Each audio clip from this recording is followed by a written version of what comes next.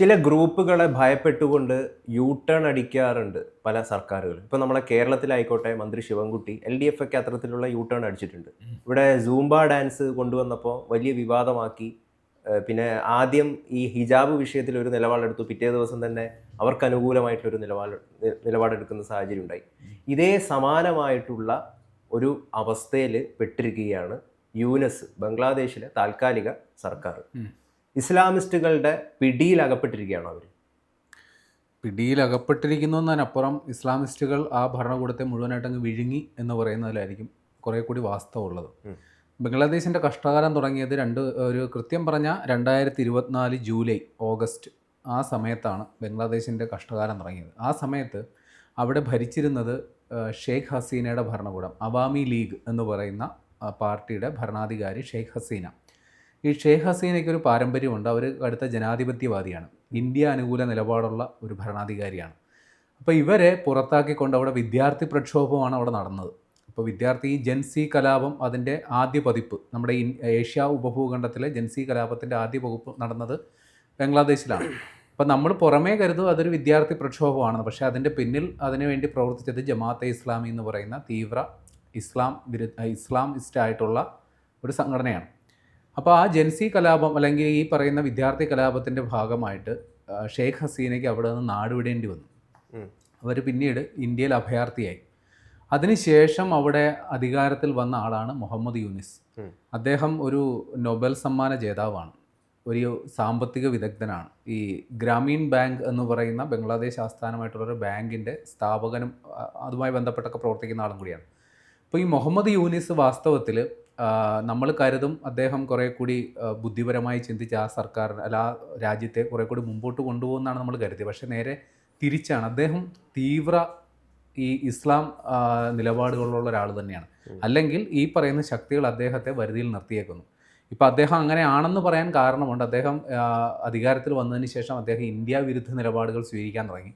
പാകിസ്ഥാൻ അനുകൂല, ഒരു കാലത്ത് പാകിസ്ഥാനുമായി വഴക്കിട്ട് പിരിഞ്ഞവരാണ് ബംഗ്ലാദേശികൾ. ഇന്ത്യയാണ് അതിന് കാരണക്കാരായത്. പാകിസ്ഥാൻ അനുകൂല നിലപാടെടുക്കുന്ന രാജ്യമായിട്ട് ബംഗ്ലാദേശ് യൂനിസിൻ്റെ ഭരണത്തിൻ്റെ കീഴിൽ മാറി. പക്ഷേ അദ്ദേഹത്തെ നയിക്കുന്നത് രണ്ട് കക്ഷികളാണ്.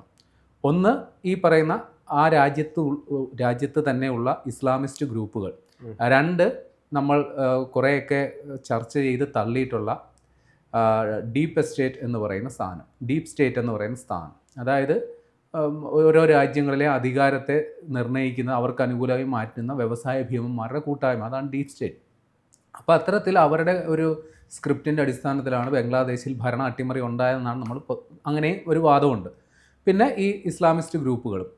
ഇപ്പോൾ ഈ യൂനിസ് സർക്കാർ ഈ അധികാരത്തിൽ വന്നപ്പോൾ അദ്ദേഹം ഒരു വാഗ്ദാനം കൊടുത്തിരുന്നു, ഈ ബംഗ്ലാദേശിനെ പൂർണ്ണമായി നവീകരിക്കും, എത്രയും പെട്ടെന്ന് ഇവിടെ തെരഞ്ഞെടുപ്പ് പ്രഖ്യാപിക്കും, പൂർണ്ണമായി ജനാധിപത്യ വ്യവസ്ഥയിലേക്ക് തന്നെ പോകും എന്നാണ് അദ്ദേഹം പറഞ്ഞിരുന്നത്.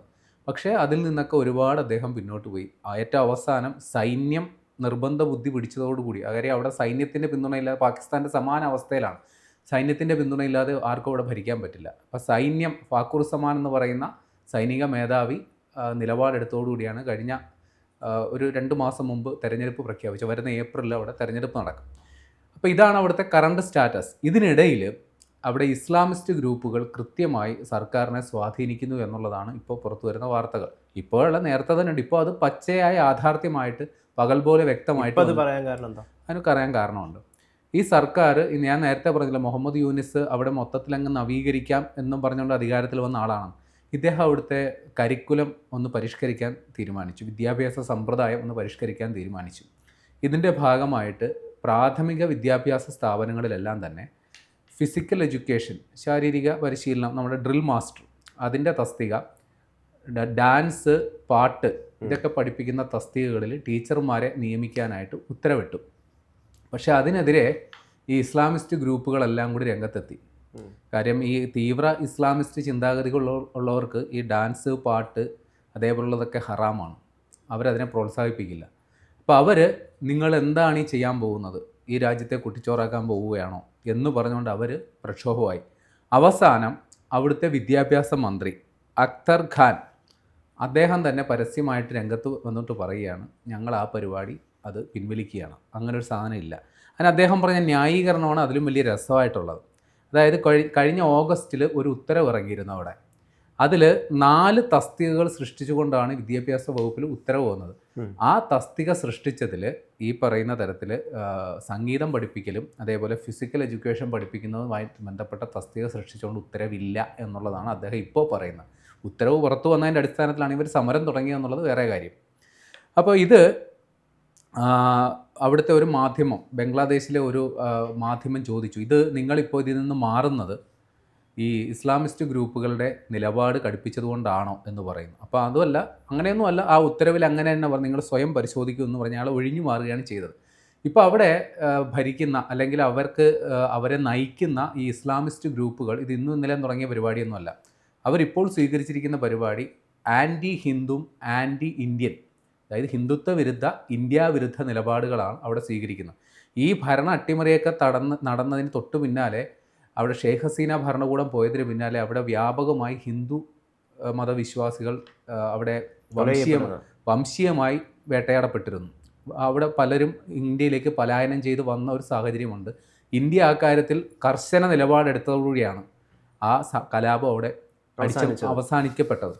ഇത് മാത്രമല്ല, അവർ ഓപ്പറേഷൻ സിന്ദൂർ നടന്ന സമയത്ത് പോലും ഇന്ത്യ വിരുദ്ധ നിലപാട് പച്ചയ്ക്ക് പറഞ്ഞ ഭരണകൂടമാണ് അവിടെ ഉള്ളത്. അതായത് നമ്മുടെ ഈ ചിക്കൻ നെക്ക് എന്ന് പറയുമല്ലോ, അവിടെ ബംഗ്ലാദേശ് സൈനികമായി മുന്നേറും, കാര്യം പാകിസ്ഥാനെ സപ്പോർട്ട് ചെയ്യാൻ വേണ്ടി പറഞ്ഞ് അങ്ങനെ ഇന്ത്യയെ അസ്ഥിരപ്പെടുത്തി കളയും എന്നൊക്കെ പറഞ്ഞ് നിലപാടെടുക്കുന്ന. അപ്പോൾ ഇങ്ങനെ ആൻറ്റി ഹിന്ദു ആൻറ്റി ഇന്ത്യൻ നിലപാടുമായിട്ട് മുമ്പോട്ട് പോകുന്നവരാണ് ഇവരുള്ളത്. ഇവർ കഴിഞ്ഞ ദിവസമല്ല, ഒരു മാസം മുമ്പ് ഈ പറയുന്ന ഇസ്ലാമിസ്റ്റ് ഗ്രൂപ്പുകളെല്ലാം കൂടി അവിടെ ഒരു യോഗം ചേർന്നു. ആ യോഗം ചേർന്നവരുടെ ചില പേരുടെ പേര് പറയാം. ആ യോഗത്തിന് അവരിട്ട പേര് ജാതിയ ഒലമ മഷേഖ് എന്നാണ്. അപ്പോൾ അതിൽ പങ്കെടുത്തത് ആദ്യത്തെ പേരുകാർ ജമാഅത്തെ ഇസ്ലാമി, രണ്ടാമത്തത് ഇസ്ലാമി ആന്തോളൻ ബംഗ്ലാദേശ്, മറ്റൊന്ന് ഖിലാഫത്ത് മജ്ലിസ്, മറ്റൊന്ന് ഐമ പരിഷത്ത്, പിന്നൊന്ന് ബംഗ്ലാദേശ് ഖിലാഫത്ത് മജ്ലിസ്, പിന്നൊന്ന് ബംഗ്ലാദേശ് ഖിലാഫത്ത് ആൻഡ് എൻ്റെ പേര് ഞാൻ വിട്ടുപോയി. ഏതായാലും ഇത്തരം കുറേ സംഘടനകളെല്ലാം, ഇതിൽ ചിലതൊക്കെ ഈ പുറം ലോകം കാണാതെ ഈ രഹസ്യമായി പ്രവർത്തിച്ചുകൊണ്ടിരുന്ന സംഘടനകളൊക്കെയാണ്. അത് ഇപ്പോൾ പരസ്യമായിട്ട് രംഗത്ത് വന്ന് പ്രവർത്തിക്കുകയാണ്. അപ്പോൾ ഇവർ ഇപ്പോൾ ഉദ്ദേശിക്കുന്നത് അവരുടേതായ, അതായത് നമ്മൾ ഈ ഇസ്ലാമിസ്റ്റ് രാജ്യങ്ങളിലൊക്കെ ശരീഅത്ത് നിയമം അതേപോലുള്ള സംഗതികളൊക്കെ ഉണ്ടല്ലോ, അത് പൂർണ്ണമായി നടപ്പിലാക്കിയിട്ട് ആ രീതിയിൽ മുന്നോട്ട് പോകണം. ഇവിടെ ജനാധിപത്യ ആ സംഗതികളൊക്കെ പോയി. ഇപ്പോൾ ഈ ഷെയ്ഖ് ഹസീന ഭരണകൂടത്തിൻ്റെ കീഴിൽ അവർ കുറേയൊക്കെ മതേതര നിലപാടുകളൊക്കെ ഉള്ള ഒരു ഭരണാധികാരിയും ഭരണകൂടവും ഭരണ സംവിധാനവും ഒക്കെ ആയിരുന്നു. അപ്പോൾ ആ പരിപാടികളൊക്കെ പോയിട്ട് പൂർണ്ണമായും ഇസ്ലാമിസ്റ്റ് ആയിട്ടുള്ള കാഴ്ചപ്പാടിൽ മുന്നോട്ട് പോകണം എന്നുള്ളതാണ്. ഒരു ഉദാഹരണം കൂടി പറയാം. അവിടെ ഈ വനിതകളുടെ ഉന്നമനത്തിന് വേണ്ടിയിട്ട് നമ്മുടെ ഇവിടുത്തെ വനിതാ കമ്മീഷൻ എന്നൊക്കെ പറയുമല്ലോ, അതേപോലെ ഒരു സംഗതി അവിടെ രൂപീകരിക്കാൻ അവർ ഈ പുതിയ സർക്കാർ ലക്ഷ്യമിട്ടു. അതിൻ്റെ പേര് വുമൺ റിഫോം കമ്മീഷൻ എന്നാണ്. അപ്പോൾ ഈ ഷെയ്ഖ് ഹസീന അവിടെ അധികാരത്തിലിരുന്നപ്പോൾ അവരെ പുറത്താക്കിയ സമയത്ത് ഒരു വാർത്ത വന്നത് വെറും 45 മിനിറ്റ് കൊണ്ടാണ് അവരുടെ കൊട്ടാരം ഇവർ വളഞ്ഞ് അവിടുന്ന് രക്ഷപ്പെട്ട് അവരുടെ അടിവസ്ത്രമടക്കം കവർച്ച ചെയ്ത് തെരുവിൽ പ്രദർശിപ്പിച്ചു എന്നൊക്കെയാണ് അന്ന് വാർത്തകൾ വന്നത്. അപ്പോൾ ഈ ഷെയ്ഖ് ഹസീനയെ അവിടുന്ന് പറഞ്ഞു വിടാൻ അവർക്ക് 45 മിനിറ്റേ വേണ്ടി വന്നുള്ളൂ. ഈ വുമൺ റിഫോം കമ്മീഷൻ നടപ്പിലാക്കുകയാണെങ്കിൽ 5 മിനിറ്റ് കൊണ്ട് ഈ ഭരണകൂടത്തെ അവിടെ നിന്ന് ഓടിക്കുമെന്നുള്ളതാണ് ഈ ഇസ്ലാമിസ്റ്റ് ഗ്രൂപ്പുകൾ ഇപ്പോൾ പറഞ്ഞുകൊണ്ടിരിക്കുന്നത്. ഇത് മാത്രമല്ല, വേറൊരു സംഗതി കൂടിയുണ്ട്. ഈ ഹിന്ദു വിരുദ്ധ നിലപാടുകൾ എടുക്കുന്നെന്ന് പറഞ്ഞല്ലോ, അവിടെ ഈ ഇസ്കോൺ എന്ന് പറഞ്ഞ ഒരു സംഘടനയുണ്ട്. അതിൻ്റെ മുഴുവൻ പേര് international society for Krishna consciousness എന്നാണ്. കൃഷ്ണ ഭക്തരുടെ ഒരു കൂട്ടായ്മ. അത് ബംഗ്ലാദേശിലും പ്രവർത്തിക്കുന്നുണ്ട്. ഈ സംഘടനയെ നിരോധിക്കണം എന്നുള്ളതാണ് ഈ ഇസ്ലാമിസ്റ്റ് ഗ്രൂപ്പുകളുടെ ഇപ്പോഴത്തെ ആവശ്യം. അവൻ്റെ നേതാവിനെ തടങ്കലിലാക്കണമെന്നും ആവശ്യമുണ്ട്. അപ്പോൾ ഇവിടെ ഈ ഇസ്കോൺ എന്ന് പറയുന്ന ഗ്രൂപ്പിനെ നിരോധിക്കണോ വേണ്ടയോ എന്നത് സംബന്ധിച്ച് ഒരു ഹൈക്കോടതിയിൽ ഒരു പൊതുതാൽപര്യ ഹർജി വന്നു. ആ സമയത്ത് കോടതി ബംഗ്ലാദേശ് സർക്കാരിൻ്റെ ഇക്കാര്യത്തിലുള്ള നിലപാട് എന്താണെന്ന് ചോദിച്ചു.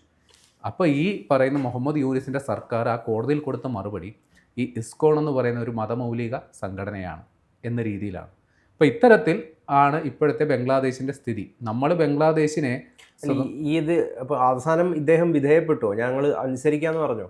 അതിൻ്റെയൊക്കെ ഭാഗമാണല്ലോ ഈ കാണുന്നത്. ഇദ്ദേഹം അന്താരാഷ്ട്ര സമൂഹത്തിൻ്റെ മുന്നിൽ വലിയ മാന്യം കളിച്ചുകൊണ്ടിരിക്കുക മുഹമ്മദ് യൂനിസ് എന്ന് പറഞ്ഞാൽ. പക്ഷെ അടിസ്ഥാനപരമായി ഇദ്ദേഹം ഒരു വർഗീയവാദിയാണ്, തീവ്ര ഇസ്ലാം ചിന്താഗതിയുള്ള ആ രീതിയിൽ വളരെ ഇടുങ്ങിയ ചിന്താഗതിയുള്ള ഒരു ഭരണാധികാരിയാണ്. ഒരു പക്ഷേ ഈ വാർത്ത കേൾക്കുമ്പോൾ ചിലർക്കൊക്കെ ബുദ്ധിമുട്ട് തോന്നും. ആർക്കൊക്കെയാണെന്ന് വെച്ച് കഴിഞ്ഞാൽ നമ്മുടെ നാട്ടിൽ സംഗീതം ഹറാമാണെന്ന് പറഞ്ഞിട്ട് പ്രസംഗിച്ച കുറച്ച് ആൾക്കാരൊക്കെ ഉണ്ടല്ലോ. ഈ മുജാഹിദ് ബാലുശ്ശേരിയെ പോലുള്ള ആളുകൾ, അതോടൊപ്പം തന്നെ താലിബാൻ വിസ്മയമാണെന്ന് പറഞ്ഞ ആളുകളുണ്ട്.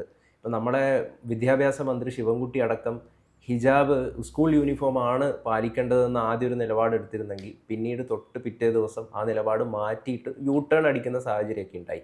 അതോടൊപ്പം തന്നെ നമ്മുടെ നാട്ടിൽ സൂംബ ഡാൻസ് സർക്കാർ സ്പോൺസേർഡായിട്ട് സ്കൂളുകളിൽ നടന്നപ്പോൾ അതിനെതിരെ എതിർക്കുന്ന ഒരു വിഭാഗം രംഗത്ത് വരികയൊക്കെ ചെയ്യുന്നുണ്ടായി. സ്കൂൾ യൂണിഫോമിൻ്റെ കാര്യത്തിൽ സമയം മാറ്റ സമയത്തൊക്കെ ഇത്തരത്തിലുള്ള പല ആളുകളും സമാനമായ രീതിയിലുള്ള പ്രശ്നമായിട്ട് വന്നിട്ടുണ്ടായി. കേന്ദ്ര സർക്കാർ 21 വയസ്സാക്കിയിട്ട് വിവാഹപ്രായം മാറ്റണമെന്നൊരു കരട് ഇൻട്രൊഡ്യൂസ് ചെയ്തപ്പോൾ അതിനെതിരെ ആദ്യം രംഗത്ത് വന്നത് കുറച്ച് ഇത്തരത്തിലുള്ള മതമൗലികവാദ ഗ്രൂപ്പുകളാണ്. അപ്പോൾ അവരൊക്കെ അല്ലേ കേരളത്തിലും ഉണ്ട് എന്നല്ലേ നമ്മൾ മനസ്സിലാക്കേണ്ടത്? ഇത് കേരളത്തിലുണ്ട് എന്നതിനപ്പുറം ഇത്തരം ചിന്താഗതികൾ എങ്ങനെ വന്നു എന്നുള്ളതാണ്. അടിസ്ഥാനപരമായി ഇവരെല്ലാം ആശ്രയിക്കുന്ന ഇവരുടെ വിശുദ്ധ ഗ്രന്ഥത്തെയാണ്. ആ വിശുദ്ധ ഗ്രന്ഥത്തിൽ ഒരുപാട് നല്ല നല്ല കാര്യങ്ങൾ പറഞ്ഞിട്ടുണ്ട്. അതേപോലെ ഇത്തരം ദ്വയാർത്ഥത്തിൽ ഇവർ ചിത്രീകരിക്കുന്ന, അതായത് അതിനെ വക്രീകരിക്കുന്നതാണ്. യഥാർത്ഥത്തിൽ ഇതൊക്കെ അതിൽ പറഞ്ഞിട്ടുണ്ടോ എന്ന് മറ്റൊരു വിഭാഗം പറയുന്നത് ഇതൊക്കെ ദുർവ്യാഖ്യാനം ചെയ്തതാണ്. അങ്ങനെ ഈ വേദഗ്രന്ഥത്തെ ദുർവ്യാഖ്യാനം ചെയ്ത് അല്ലെങ്കിൽ അതിനെ ഈ രീതിയിൽ എന്താ പറയുക, അതിനെ ഈ രീതിയിൽ അങ്ങനെ വ്യാഖ്യാനിച്ച് ഇവരവരുടെ കാര്യങ്ങൾ നേടിയെടുക്കുക എന്നുള്ളതാണ് ഇതിൻ്റെ അണിയറയിൽ. ഈ ഇസ്ലാമിസ്റ്റ് തീവ്ര നിലപാടുകളുമായിട്ട് ഏതൊക്കെ രാജ്യങ്ങൾ മുമ്പോട്ട് പോയിട്ടുണ്ട്. അതിപ്പോൾ ഏത് മതമായാലും, ഇപ്പോൾ ഹിന്ദു മതമായാലും ശരി, ക്രൈസ്തവ മതമായാലും ശരി, ഇസ്ലാം മതമായാലും ശരി, അതിൻ്റെ പേരിൽ അത് മാത്രം മുറുകെ പിടിച്ച് ഏതെങ്കിലും രാജ്യങ്ങൾ അതിനുവേണ്ടി മാത്രം നിലകൊണ്ടിട്ടുണ്ടെങ്കിൽ ആ രാജ്യമൊക്കെ 8 കീറായി പോയ ചരിത്രമേ ഉള്ളൂ. അല്ലെങ്കിൽ അവിടെ ആഭ്യന്തര കലാപങ്ങൾ, ആഭ്യന്തര സംഘർഷങ്ങൾ, ദാരിദ്ര്യം, പട്ടിണി, കെടുതി, ഇത്തരം കാര്യങ്ങൾ മാത്രം. കാര്യം ആ രാജ്യത്തിന് പിന്നെ വികസിക്കുക, പുരോഗതിയിലോട്ട് പോവുക, അതൊന്നും ചിന്തിക്കാൻ പറ്റില്ല. ഇതിനിടയിൽ ഹൈദരാബാദിൽ ഒരു ഹോട്ടലിൽ ബീഫ് വിളമ്പി എന്നതിൻ്റെ പേരിൽ ഹനുമാൻ സേന ആ ഹോട്ടൽ ഇടിച്ച് തകർക്കുന്ന സാഹചര്യങ്ങളൊക്കെ രൂപപ്പെട്ടിട്ടുണ്ടായി. അല്ല, ഇത്തരത്തിലുള്ള ഗ്രൂപ്പുകളെ എല്ലാ വിഭാഗങ്ങളിലും ഉണ്ട് എന്നുള്ളതൊരു യാഥാർത്ഥ്യമാണ്. അതായത് ഇപ്പം ഞാൻ പറഞ്ഞല്ലോ, മതചിന്ത വെച്ചിട്ട് കാര്യം മനുഷ്യനപ്പുറം മതം ചിന്തിച്ചു കഴിഞ്ഞാൽ പിന്നെ രക്ഷയില്ല.